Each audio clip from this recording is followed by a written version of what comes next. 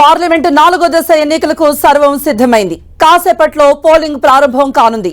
ఇప్పటికే పోలింగ్ కేంద్రాల్లో mock polling ప్రారంభమైంది. ఇది కొనసాగుతోంది. ఉదయం 7 గంటలకు పోలింగ్ ప్రారంభం కానుంది. 10 రాష్ట్రాలు కేంద్రపాలిత ప్రాంతాల్లో మొత్తం 96 లోక్సభ స్థానాలకు ఇవాళ పోలింగ్ జరగనుంది. ఏపీలో 175 అసెంబ్లీ స్థానాలకు కూడా ఈ విడతలో పోలింగ్ జరగనుంది. ఇందుకోసం కేంద్ర ఎన్నికల సంఘం సర్వం సిద్ధం చేసింది. 4వ దశ పార్లమెంట్ ఎన్నికలలో వివిధ పార్టీలకు చెందిన అగ్రనేతలు బరిలో ఉన్నారు.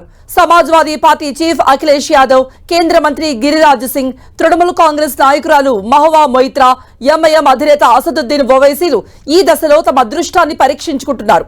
గిరిరాజ్ సింగ్ బీహార్లో బెగుసరాయ్ నుండి, నిత్యానంద రాయ్ బీహార్లో ఉజియార్పూర్ నుండి, రావ్ సాహెబ్ దాన్వే మహారాష్ట్రలో జల్నా నియోజకవర్గం నుండి, కాంగ్రెస్ నేత అధీర్ రంజన్ చౌదరి, టీఎంసీ నేత మాజీ క్రికెటర్ యూసుఫ్ పఠాన్ ఇరువురు కూడా పశ్చిమ బెంగాల్లో బహరంపూర్ నుండి పోటీ చేస్తున్నారు. ఎంఐఎం చీఫ్ అసదుద్దీన్ ఓవైసీ హైదరాబాద్ నుండి, Congress party AP chief YS Sharmila Kadapa parliament స్థానం నుండి బరిలో ఉన్నారు. మొత్తం 96 స్థానాల్లో బీజేపీ 40 చోట్ల పోటీ చేస్తోంది. మిగిలిన స్థానాల్లో ఎన్డీఏ కూటమి అభ్యర్థులు బరిలో ఉన్నారు. ఇప్పటి వరకు జరిగిన తొలి 3 దశల్లో 283 లోక్సభ స్థానాలకు పోలింగ్ ప్రక్రియ ముగిసింది. తెలంగాణలో 17, ఏపీలో 25, యూపీలో 13, బీహార్లో 5, జార్ఖండ్లో 4, మధ్యప్రదేశ్లో 8, మహారాష్ట్రలో 11, ఒడిశాలో 4, బెంగాల్లో 8, జమ్మూ కశ్మీర్లో 1 స్థానానికి నేడు పోలింగ్ జరగనుంది. జమ్మూ కశ్మీర్లో ఒకే ఒక్క నియోజకవర్గానికి జరిగే ఎన్నికలో 24 మంది అభ్యర్థులు పోటీ చేస్తున్నారు. ఆర్టికల్ 370 రద్దు తర్వాత జరుగుతున్న తొలి అతిపెద్ద ఎన్నిక ఇదే. ఈ ఎన్నికలో బీజేపీ పోటీకి దూరంగా ఉంది.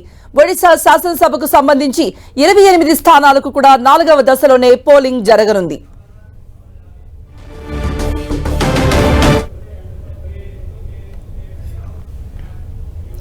ఇక ఎన్నికల పోలింగ్ కు హైదరాబాద్ సిద్ధంగా ఉంది.